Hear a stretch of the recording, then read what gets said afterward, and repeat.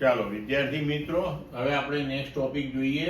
વિદ્યુત ડાયપોલ એટલે કે વિદ્યુત દ્વિધ્રુવી.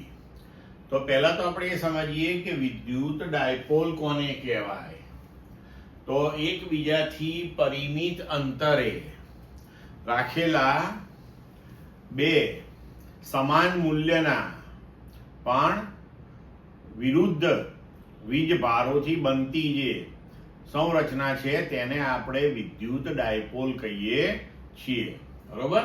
તો એકબીજાથી પરિમિત અંતરે રહેલા બે વિજાતીય પણ સમાન મૂલ્યના એવા વિદ્યુત ભારોની જોડ અથવા તો વિદ્યુત ભારોનું તંત્ર જે છે તેને વિદ્યુત ડાયપોલ કહે છે.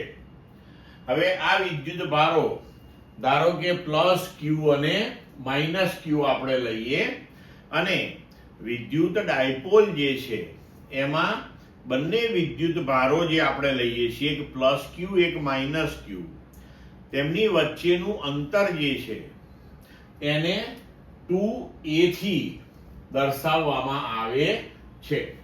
અને આ બે વિદ્યુત ભારો ને જોડતી રેખા જે આપણે લઈએ એનું મધ્ય બિંદુ જે છે એને વિદ્યુત ડાયપોલનું કેન્દ્ર કહેવામાં આવે છે. બરોબર. હવે આ જે અંતર આપણે 2a એટલા માટે લઈએ છીએ કે જ્યારે આપણે વિદ્યુત ડાયપોલના વિદ્યુત ક્ષેત્રની વાત કરીશું ને ત્યારે અંતર હંમેશા વિદ્યુત ડાયપોલના કેન્દ્રથી લેવાનું હોય છે. બરોબર. એટલે કેન્દ્રથી એક વિદ્યુત ભાર એ અંતરે અને કેન્દ્રથી બીજો વિદ્યુત ભાર પણ એ અંતરે, એવી રીતે આપણે ગણતરી સરળતાથી કરી શકીએ.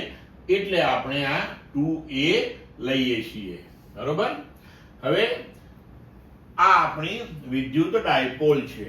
હવે વિદ્યુત ડાયપોલ માટે ડાયપોલ મોમેન્ટ વ્યાખ્યાયિત કરવામાં આવે છે. તો વિદ્યુત ડાયપોલ મોમેન્ટ જે છે એને p સંજ્ઞાથી દર્શાવવામાં આવે છે અને એ સદિશ રાશિ છે. એટલે ડાયપોલ મોમેન્ટને આપણે સદિશ p થી રજૂ કરીએ છીએ અને તેની વ્યાખ્યા એવી રીતે છે કે એક વિદ્યુત ભારનું મૂલ્ય ગુણ્યા બંને વિદ્યુત ભાર વચ્ચેનું અંતર એટલે કે q into 2a.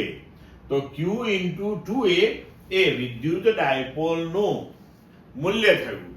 હવે આ તો સદિશ રાશિ છે તો એની દિશા કઈ દિશામાં લેવામાં આવે છે?